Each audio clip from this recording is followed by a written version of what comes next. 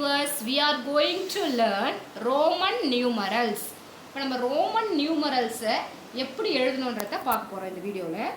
பாருங்க, Roman நியூமரல்ஸில் number 1க்கு 1 ஒரே ஒரு லைன் 1, 2க்கு 2 லைன் போட்டுக்கணும், 3க்கு 3 லைன் போட்டுக்கணும். அப்போ 4க்கு 4 லைன் போடணுமான்னு தானே நீங்கள் கேட்குறீங்க?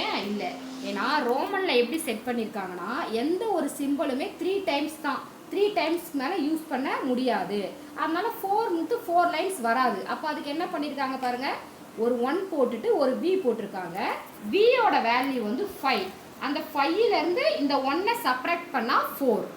அப்போ 4க்கு என்ன பண்ணிக்கணும், ஒரு 1 ஒரு V 4. நெக்ஸ்ட் 5க்கு V, ஏன்னா Vயோட வேல்யூ 5. 6க்கு 5, அது கூட ஒரு 1 லைன் சேர்த்தா 6. 7க்கு V 1 1 7. 8க்கு V 1 1 1 3 1 8. இப்போ ஏன் 9க்கு V போட்டு 4 கோடு வரக்கூடாது? ஏன்னா ரோமன் படி 3 டைம்ஸ் மேலே எந்த சிம்பிளுமே நம்மளால யூஸ் பண்ண முடியாது. அவங்க வந்து சிம்பிளிஃபை பண்ணுறதுக்காக நமக்கு ரோமனில் இப்படி வடிவமைச்சிருக்காங்க. பாருங்க 9க்கு பாருங்க, இந்த எக்ஸோட வேல்யூ வந்து 10. அப்போ 10 மைனஸ் 1, அந்த 1 வந்து முன்னாடி போட்டுக்கணும் 1. அப்போ 10 மைனஸ் 1 ஈக்குவல் டு 9. 10க்கு அந்த எக்ஸ் சிம்பிள் 10.